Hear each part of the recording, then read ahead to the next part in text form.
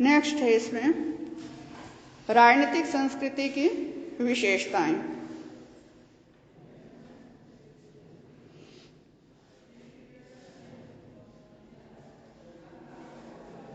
First है विशेषताओं में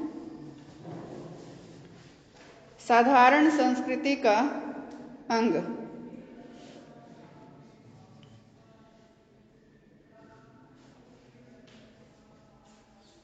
कि जो राजनीतिक संस्कृति है ये साधारण संस्कृति से बिल्कुल अलग नहीं हो सकती।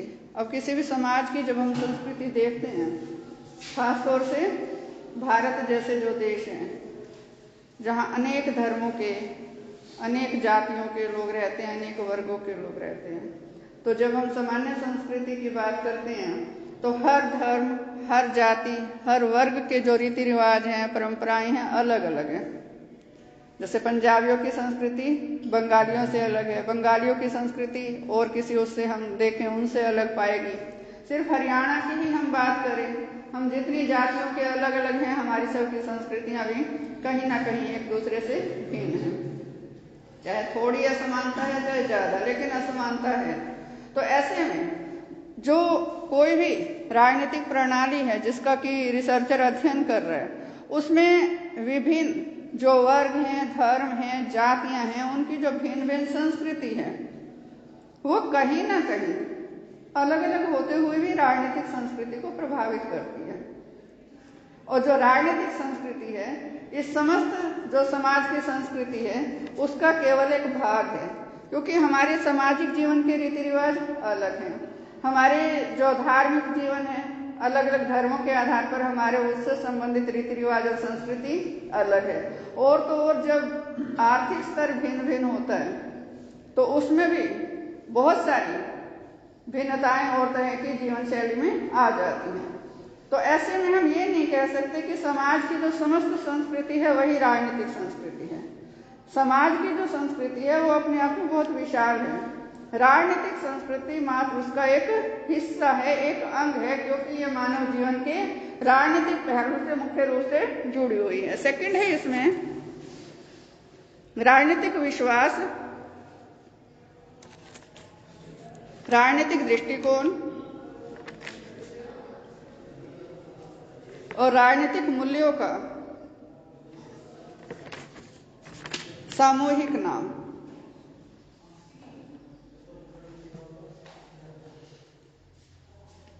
अब किसी भी समाज में जो लोगों के राजनीतिक विश्वास हैं, राजनीतिक मूल्य हैं, राजनीतिक दृष्टिकोण हैं, ये बिल्कुल एक जैसे नहीं हो सकते। जैसे कि मैंने बताया कि अलग अलग धर्मों, अलग अलग जातियों के लोग जिस देश में होंगे, अलग अलग वर्गों के लोग जिस देश में होंगे, उनका सोचने समझने का तरीका भी उनके जीवन के सामाजिक और आर्थिक स्तर से प्रभावित होगा। उनके धार्मिक जीवन, उनका राजनीतिक जीवन को प्रभावित करेगा। तो ऐसे में जो सबकी, अब सबकी सोच एक जैसी नहीं हो सकती, सबके दृष्टिकोण, सबके मूल्य, सबकी अभिवृत्तियां एक जैसी नहीं हो सकती। वो अपने अपने परिवेश से प्रभावित हैं। लेकिन उस जितने भी लोग हैं उन सब के जो राजनीतिक दृष्टिकोण, राजनीतिक मूल्य, राजनीतिक अभिवृत्तियां हैं, उनका सामूहिक नाम ही राजनीतिक संस्कृति है। केवल किसी एक वर्ग का हम नहीं देखेंगे। अब सबकी जो अलग अलग हैं अभिवृत्तियां, दृष्टिकोण, वो सारी अलग अलग अभिवृत्तियां, अलग अलग दृष्टिकोण, अलग अलग मूल्य जो अलग अलग समूहों के हैं, उन सबको मिलाकर ही हम किसी एक देश की राजनीतिक संस्कृति मानेंगे या समझेंगे। नेक्स्ट है अनेक निर्माणकारी तथ्यों की उपज। हर देश की एक ऐतिहासिक पृष्ठभूमि होती है और हर देश का एक भौगोलिक वातावरण होता है। भौगोलिक वातावरण में ये सारा आ जाएगा, वहाँ की जलवायु भी, नदियाँ, पहाड़, मैदानी क्षेत्र है या पहाड़ी क्षेत्र है, पानी की उपलब्धता कितनी है, किस तरह का जनजीवन है, क्योंकि जो पहाड़ों पर रहते हैं उनका जनजीवन कठिन होता है, जो मैदानों में रहते हैं उनका कंपैरेटिवली थोड़ा उनसे आसान होता है। तो भौगोलिक परिस्थितियां कैसी हैं और इतिहास कैसा है किसी भी देश का, ये जो तथ्य हैं ये किसी भी राजनीतिक संस्कृति को परिवर्तित भी करते हैं और उस पर अपना प्रभाव भी डालते हैं। इसी तरह से हर देश का अलग अलग सामाजिक और आर्थिक वातावरण होता है। हर देश का जो आर्थिक वातावरण है वो उसकी अर्थव्यवस्था से प्रभावित होता है, आर्थिक जीवन भी उसकी अर्थव्यवस्था की देन होता है।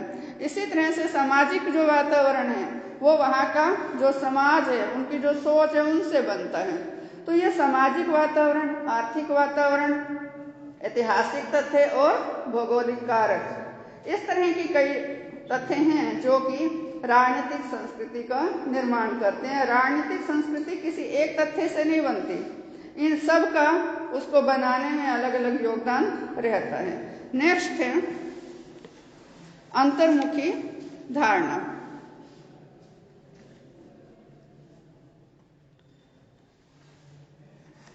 जब हम संस्कृति शब्द का प्रयोग करते हैं, चाहे वो समाज की संस्कृति चाहे राजनीतिक संस्कृति, तो ये क्या है? व्यक्ति के मूल्य, विश्वास, अभिवृत्तियां, दृष्टिकोण। तो ऐसे में राजनीतिक संस्कृति भी क्या है? राजनीतिक व्यवस्था के प्रति लोगों के मूल्य, विश्वास, अभिवृत्तियां और दृष्टिकोण, उनके विचार, उनकी भावनाएं, कि वो राजनीतिक संस्कृति से लगाव महसूस करते हैं या नहीं महसूस करते हैं। तो ये अपने आप में अंतर्मुखी धारणा है। इसको समझा तो जा सकता है, लेकिन एक वस्तु की तरह इसको देखा या मापा तोला नहीं जा सकता। नेक्स्ट है एक ही समाज में इसका कई रूपों में अस्तित्व।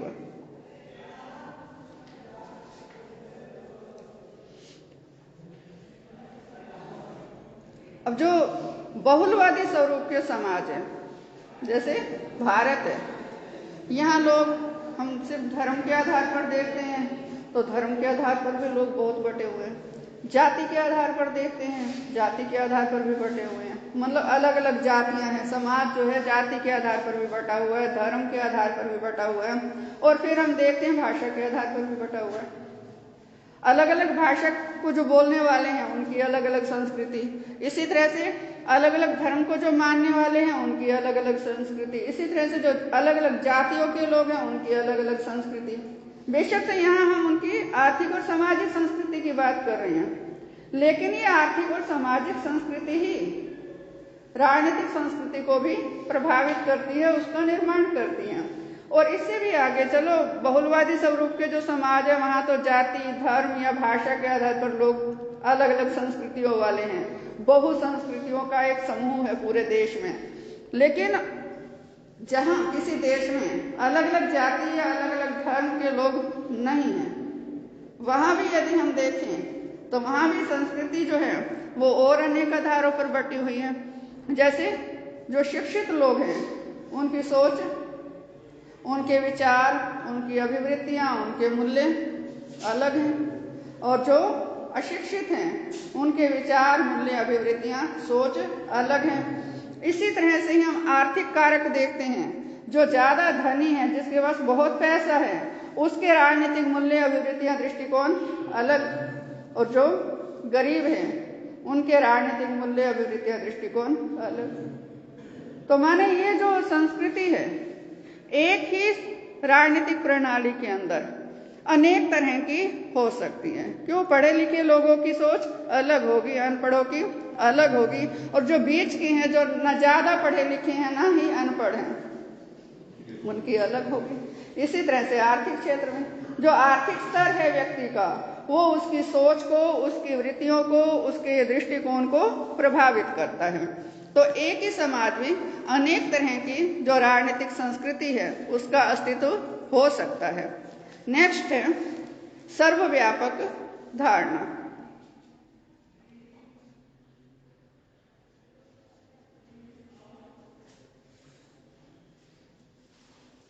कि हम ये नहीं कह सकते कि जो राजनीतिक संस्कृति है वो केवल प्रजातंत्रीय देशों में पाई जाती है। ठीक है, प्रजातंत्रीय जो देश हैं वहाँ लोगों की राजनीतिक संस्कृति का स्वरूप अलग होगा। और ये नहीं है कि सभी प्रजातंत्रीय देशों में राजनीतिक संस्कृति एक जैसी हो। यहाँ भी फिर वही सामाजिक और आर्थिक कारक आ जाएंगे कि प्रजातंत्र का खुद का क्या स्वरूप है, उसी हिसाब से ही लोगों की जो सोच है, जो राजनीतिक संस्कृति है, वो बनेगी वहां पर। लेकिन प्रजातंत्र के अलावा भी जो तानाशाही शासन है, जो सर्वसत्तावादी समाज है, या जो साम्यवादी व्यवस्थाएं हैं, वहां भी राजनीतिक संस्कृति है, उसका अलग रूप है। चाहे वो उनको, अब जो साम्यवादी व्यवस्था की हम बात करते हैं तो इसमें सबसे जो पहला नाम हमारे दिमाग में आता है कट्टर साम्यवादी, चीन का आता है। चीन में साम्यवाद को घुट्टी में घोल के बच्चों को पिलाया जाता है, ये मान लो। 5वीं क्लास तक के बच्चों को ही साम्यवाद के सिद्धांत शिक्षा के दौरान पढ़ा दिए जाते हैं, सिलेबस में डाले हुए हैं। और शुरू से ही उनको ये पढ़ाया जाता है कि साम्यवादी शासन प्रणाली ही उत्तम शासन प्रणाली है। इसके अलावा बाकी जितनी भी शासन प्रणाली हैं उनमें अनेकों दोष हैं। और चीन का जो विकास है वो केवल और केवल साम्यवाद में ही निहित है। और यही राजनीतिक संस्कृति के रूप में ही उनको एक तरह से पीढ़ी दर पीढ़ी हस्तांतरित की जा रही है सोच उनकी, कि वो बड़े होकर कट्टर साम्यवादी बनेंगे और कोई विचार उनके मन में नहीं आएगा।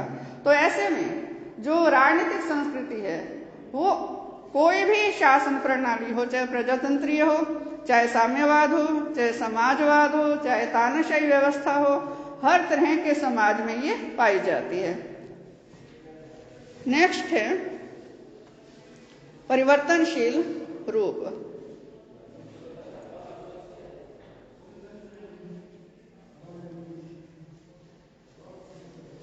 परिवर्तन तो प्रकृति का ही नियम है, तो फिर राजनीतिक संस्कृति कैसे नहीं बदलेगी? वो भी बदलेगी। किस आधार पर बदलेगी?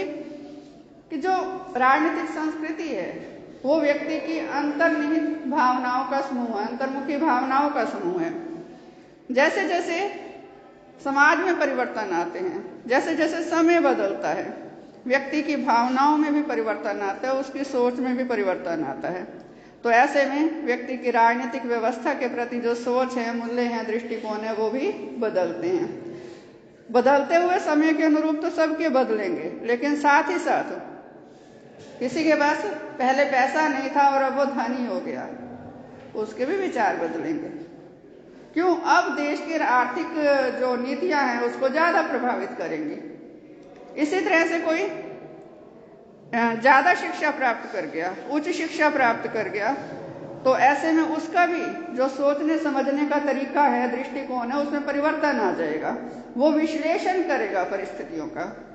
एक आम व्यक्ति परिस्थितियों को देखता है, समझने की कोशिश करता है, और एक जो इंटेलिजेंट व्यक्ति है और अगर वो पढ़ा लिखा भी है तो फिर वो तार्किक आधार पर परिस्थितियों का विश्लेषण उसके दिमाग में शुरू हो जाता है।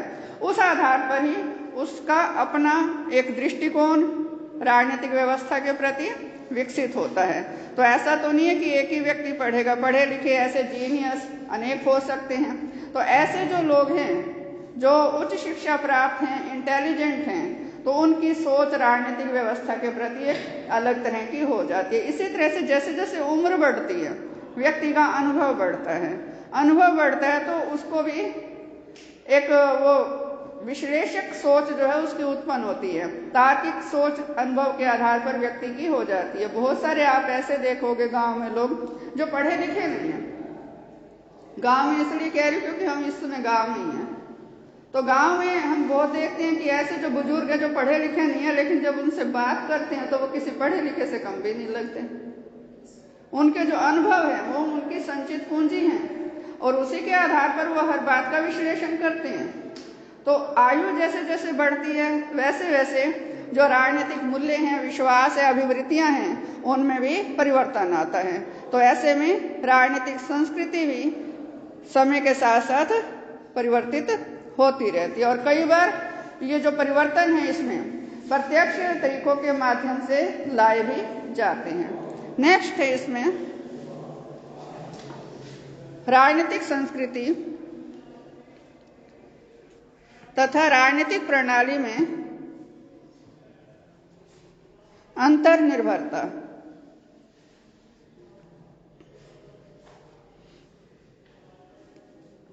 कि जो राजनीतिक संस्कृति और राजनीतिक प्रणाली है, इनमें इंटरेक्शन होता है, ये एक दूसरे पर निर्भर रहती हैं, एक दूसरे को प्रभावित करती हैं। कभी राजनीतिक संस्कृति राजनीतिक प्रणाली को प्रभावित करती है, तो कभी राजनीतिक प्रणाली राजनीतिक संस्कृति को प्रभावित करती है। जैसे हम हमारे ही देश की बात करते हैं, 15 अगस्त 1947 को जब हमारा देश आजाद हुआ, निरक्षरता का जो प्रतिशत था वो बहुत अधिक था, लोग ज्यादा पढ़े लिखे नहीं थे, लेकिन एक बात समझ में आती थी कि हम आजाद हो गए।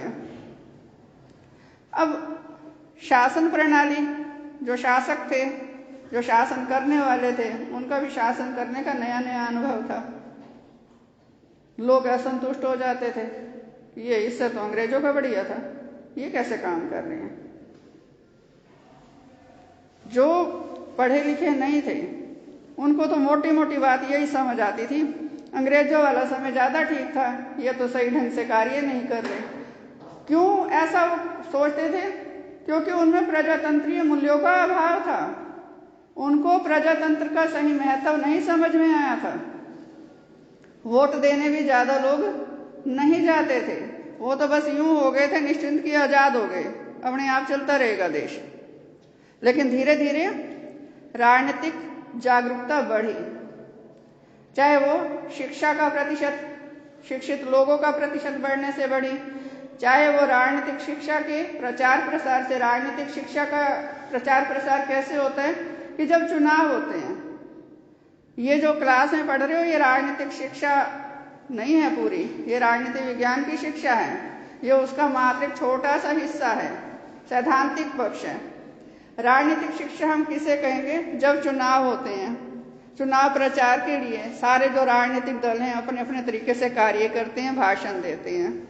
आपने 3-4 राजनीतिक दलों का भाषण सुना जो आपको लगते हैं संभावित रेस में हैं, जो जीतने वाले हैं, पिक्चर क्लियर हो जाएगी, क्योंकि पहला जिसका सुनोगे ना बड़े प्रभावित हो जाओगे, ये अच्छा ऐसा है। लेकिन दूसरा सुनते ही ना थोड़ा सा तस्वीर का दूसरा रुख समझ में आएगा, तीसरा सुनते ही पूरी पिक्चर क्लियर हो जाएगी कि कौन इसमें सही कह रहा है, कौन इसमें बरगला रहा है।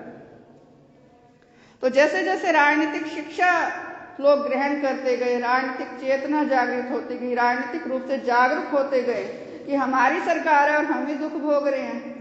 अंग्रेजों के जमाने में इतने दुख नहीं मिले थे जितने अब दिक्कत हो रही है। ये जैसे जैसे सोच बलवती होती गई तो लोग ज्यादा से ज्यादा राजनीतिक व्यवस्था में भागीदारी दिखाने लगे और मतदान के समय भी जागरूक होकर मतदान करने लगे।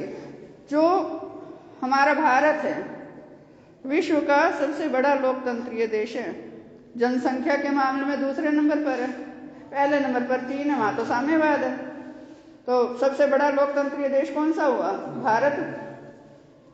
और 1977 से पहले तक सबको लगता था कि यहाँ लोग अभी भी वैसे ही हैं जैसे 1947 में थे, लेकिन मार्च 1977 के जो लोकसभा के चुनाव परिणाम आए, पूरे विश्व में यह चर्चा हुई कि अब भारत के जो लोग हैं वो राजनीतिक रूप से जागरूक हो गए हैं। उन्हें अपनी शक्ति का एहसास है कि यदि उनको ज्यादा दबाया गया तो इस मतदान की शक्ति से वो तख्ता पलटी भी कर सकते हैं।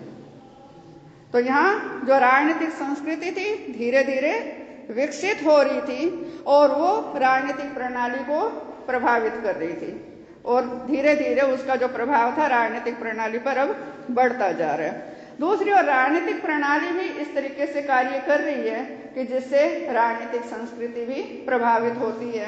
कि जैसे आप देखते हो कि हमारी जो स्टेट्स हैं, जो राज्य हैं, हमारे अलग अलग संस्कृतियां हैं सबकी, और सरकार द्वारा बहुत ऐसे कार्यक्रम चलाए जाते हैं कि ये जो विभिन्न संस्कृतियां हैं इनमें परस्पर आदान प्रदान हो, हम दूसरी संस्कृतियों का कुछ सीखें, अपनी संस्कृति का उनको सिखाएं। इसके लिए जैसे स्कूल कॉलेज में भी आप देखते हो स्टूडेंट्स के जो ग्रुप्स हैं वो भेजे जाते हैं, एनसीसी वाले भी भेजे जाते हैं। हम एक ही जगह पे अलग अलग स्टेट्स के जो बच्चे आए हैं वो सभी जाने अनजाने दूसरी स्टेट का कुछ सिखाते हैं और अपना जाने अनजाने उनको सिखाते हैं। और आजकल तो ये सोशल मीडिया जो है, दूरदर्शन ही कह लो, मेन तो दूरदर्शन भी संस्कृतियों को मिक्स कर रहा है। बहुत सारी चीजें हम देखते हैं जो पहले केवल एक ही संस्कृति में थी, वही अब लगभग सभी ने अपना रखी हैं। तो ये जो संस्कृतियों का जो आदान प्रदान हो रहा है, ये कहीं ना कहीं राजनीतिक संस्कृति को भी प्रभावित करता है। तो राजनीतिक प्रणाली भी इसके लिए प्रयास करती है कि जो सांस्कृतिक भेदभाव है वो बना भी रहे, सबकी संस्कृतियां अलग अलग रहें, उनका अस्तित्व भी रहे, लेकिन एक मन में जो कटुता की भावना है वो ना रहे। अलग अलग संस्कृति होते हुए भी इन सब में एकजुटता की भावना भी हो। राजनीतिक प्रणाली द्वारा ऐसे प्रयास भी किए जाते हैं। तो कभी राजनीतिक संस्कृति राजनीतिक प्रणाली को प्रभावित करती है और कई बार राजनीतिक प्रणाली राजनीतिक संस्कृति